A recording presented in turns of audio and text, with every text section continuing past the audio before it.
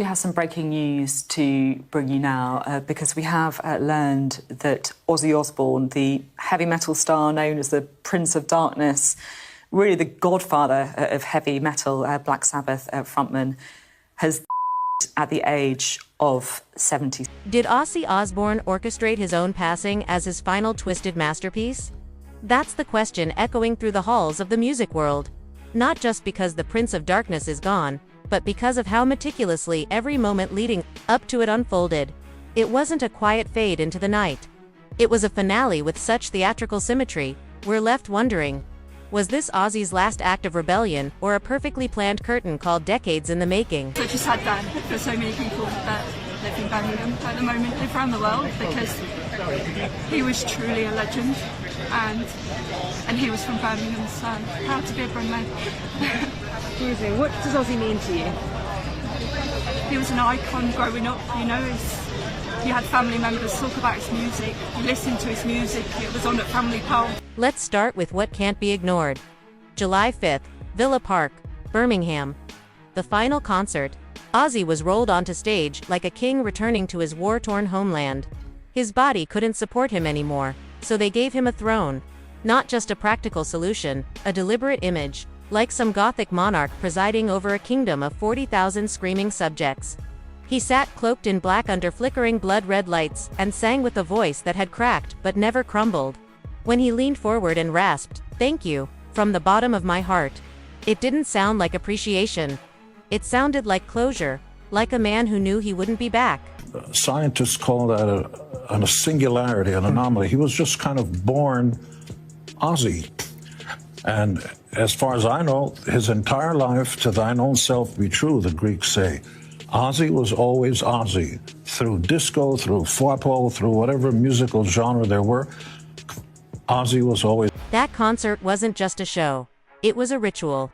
9 songs, for Black Sabbath originals. One last crazy train that's now charting again for the first time since 1980. You can't make that up. The whole thing was laced with farewells, dressed up as fan service, the all-star guest list, Metallic, Guns N' Roses, Slayer, Pantera. Was it just a metal love fest? That was the wake before the funeral, and none of us realized it until it was too late. They didn't call it back to the beginning for nostalgia. That phrase was chosen, spoken, tweeted.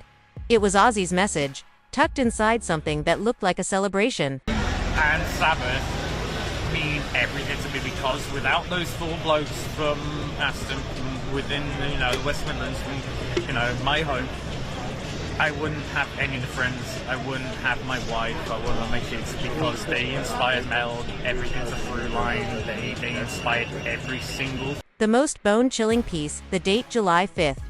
According to more than one esoteric historian, and at least one podcast that's since vanished from Spotify, that date aligns with several obscure occult markers tied to Saturnian transitions. Don't roll your eyes just yet. Osbourne spent 5 decades flirting with the supernatural in his music, his imagery, even his infamous reality TV antics. If you think he didn't know what date he chose, you're underestimating him.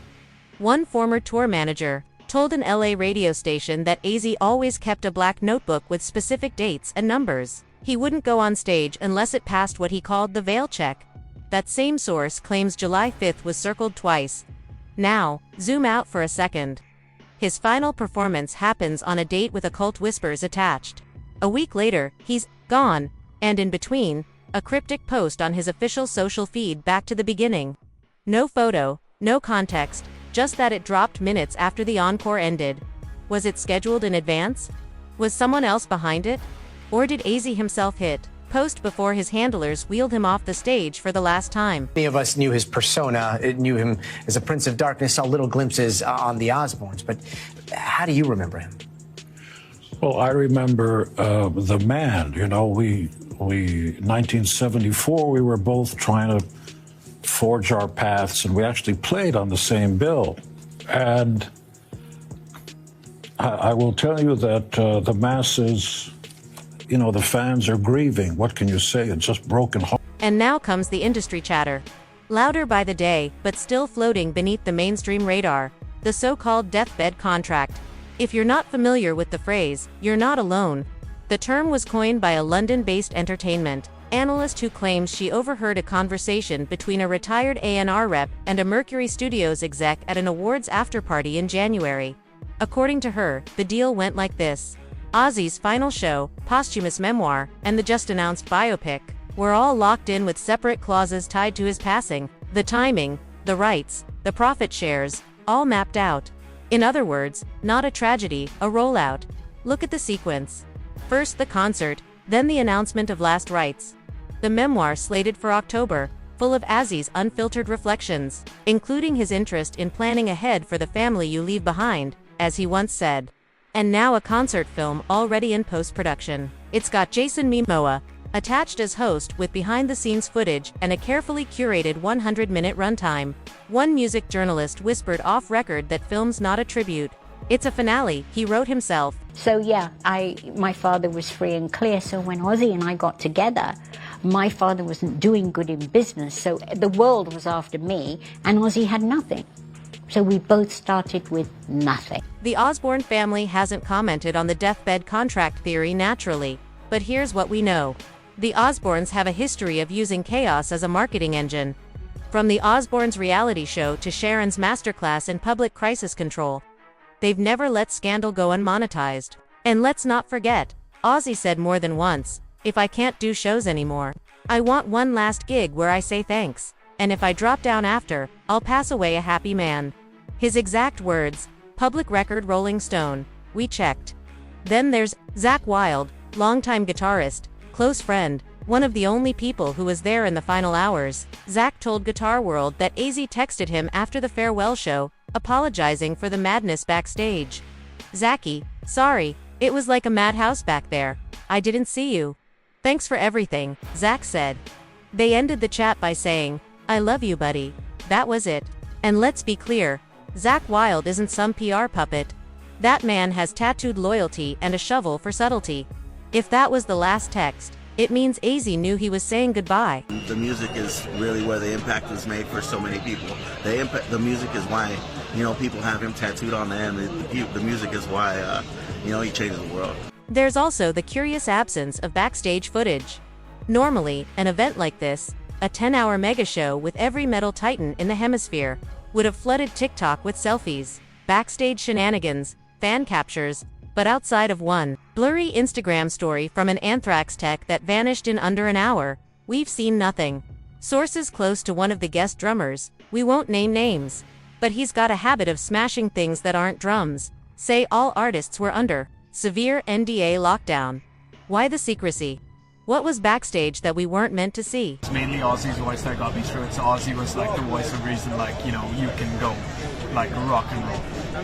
Amazing. So what does Ozzy mean to you? Ozzy means metal, Ozzy means aura, Ozzy means never give up, because at that concert he was suffering, but he gave us the best set list and he gave us the performance of a lifetime. So he's the definition of resilience, he's the definition of perseverance. And now, another layer of mystique, the Black Sabbath bench. Since his passing, fans have turned the Candleside Monument into a shrine. Flowers, candles, guitars, a jersey with the message, final stop on the crazy train. But one local council worker claims that on the morning after Ozzy's funeral procession, every single tribute was removed. Not by the city, not by fans. 3 black fans showed up at 3:42 a.m., the source says. And they cleared the site in under 15 minutes.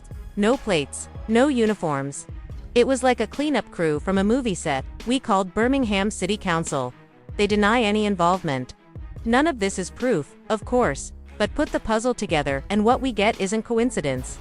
It's composition, a narrative authored by the man who always saw the absurdity of life, and the poetry in chaos. And if you believe the whispers, he didn't just embrace his final act, he stored. One senior industry source swears that Ozzy's final legal revisions were done at a private residence in Beverly Hills a full year before the Parkinson's announcement. That same source says the revisions were creatively focused with clear instructions for archival footage, unreleased vocal stems, and something referred to in the documents only as the last ritual. First question, why was it important for you to come here today? To pay our respects, of course. I mean, Ozzy means a lot to us. Our Black Sabbath means a lot to us for the metal industry, for music, for Birmingham. Yeah, I mean, it's an opportunity to make a pilgrimage to show respect to basically one of the 4 founding fathers of everything that's inspired. Let us know what you believe. Are we witnesses to the greatest rock and roll swan song ever staged? Or are we still inside Ozzy's final unending encore? Drop your theories in the comments.